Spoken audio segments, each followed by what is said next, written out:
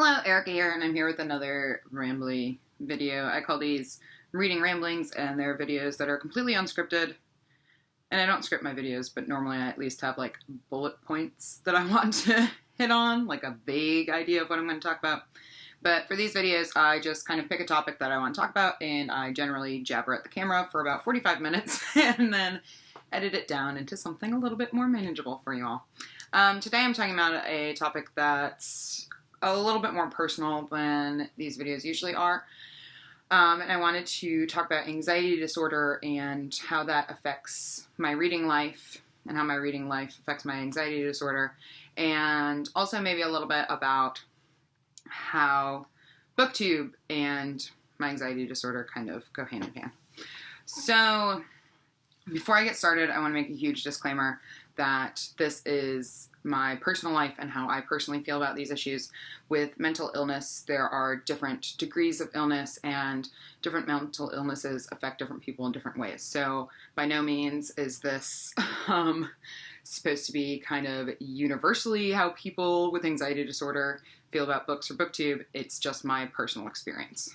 So the first thing I want to talk a little bit about is how reading and the escapism that reading and books provide me have been helpful to, but also a hindrance to my dealing with my anxiety disorder. So I have been diagnosed with anxiety disorder. I suffer from panic attacks pretty regularly. I am also depressive with bipolar tendencies, is what they've called it. So I'm not bipolar per se, but I'm kind of like on the cusp, I guess. I don't, these names don't really mean much to me, and I don't necessarily always identify with them, but just putting that out there, that's kind of where I'm coming from. And I haven't always struggled with mental illness. Really more than that, it kind of fluctuates. The severity of the side effects of my mental illness fluctuate, I guess I should say, at different periods in my life. It depends on what's going on, how well rested I am, how much exercise I'm getting, etc., etc., etc. So, reading for me has always been a form of escapism, and that's a great thing for me because as I've mentioned in videos before, like, I work with people all day long, and that can be really exhausting and really emotionally and mentally draining. So it's wonderful to be able to come home to kind of my safe space and curl up with a book and escape into another world and kind of tune out my reality.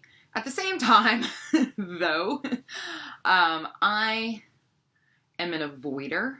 I avoid things. I procrastinate a lot. I especially avoid doing unpleasant things that I really don't want to do. And it can be something as simple as taking a package to the FedEx office, all the way to like making a doctor's appointment, to planning my wedding. So I avoid things and pretend like they're going to go away, even though I've learned time and time again that that's not going to happen. So in that regard, reading can really hinder my ability to deal with reality and can further stress me out, because instead of doing the things that I'm supposed to be doing, I'll curl up with a book and ignore my personal reality, and then I put things off, which just builds upon the anxiety I had in the first place to the point that it's no longer manageable, which is when I usually go into full panic mode and just freak the fuck out. So that's kind of how reading in general has both helped and hurt me. I have to be careful sometimes to make sure I can put the book down and go do real life things. Reading for me has always been a form of escape and a source of comfort.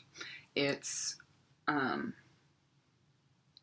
books are the things that I run to when I'm sad or angry or really depressed. And, sometimes I get depressed to the point that I can't get out of bed for a couple of days in a row, which is a really hard thing to deal with, and generally that means I'm reading something, and sometimes, a lot of the time, it's the books themselves, the characters in the books, the authors who have written these books who inspire me to get out of bed at the end of the day and say, you know what, enough of this nonsense. If this character can do this, if this fictional character can do this, I can get out of bed today and go to the grocery store. And it's crazy to me sometimes to think about how much fictional worlds and these characters have inspired me to live my life, but at the same time, I'm so grateful to the authors who have written these words that feel like they were meant for me. And it's a hard and it's a weird thing to talk about, but sometimes I'll be reading a book and I'll be like, this crazy character is fighting zombies on a strange planet, and here I am crying because I have to go to the florist and pick out flowers for my wedding. How pathetic am I? And it's a strange thing to do to myself, and it's a strange way that my brain works, I guess, but it really is inspiring to read about people doing inspiring things, or even characters going through really, really hard times. You know, I read a lot of depressing literature, and I feel like sometimes I'm like, well, if so-and-so can survive the death of their entire family, surely I can deal with the fact that my cat threw up this morning. Like, it's also silly. And you know, that's just one of the side effects of anxiety disorder and my depression, is that it twists your privilege away from you. It twists my privilege away from me. I no longer feel lucky to have the things that I have. I don't realize how good I have it, and I do have a very lovely life, but it's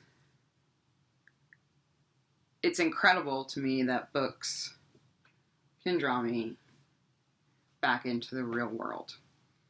It's weird that this fictional world can remind me that I have a responsibility to myself and to the people that I love and to the people who love me, and just generally to humanity. So that's probably about as personal as I'll ever get on this channel. If you would like to discuss any of these topics in the comments, feel free to do so. I would encourage people to exercise kindness in the comments on this video, as we are talking about mental health issues. And, you know, it's important to respect one another's privacy. No pressure to comment if you do not want to. If you would like to talk about any of this further and are not comfortable talking about it in the comments, feel free to DM me on Twitter or Goodreads. And I hope this was a good video. I'll see you all next time.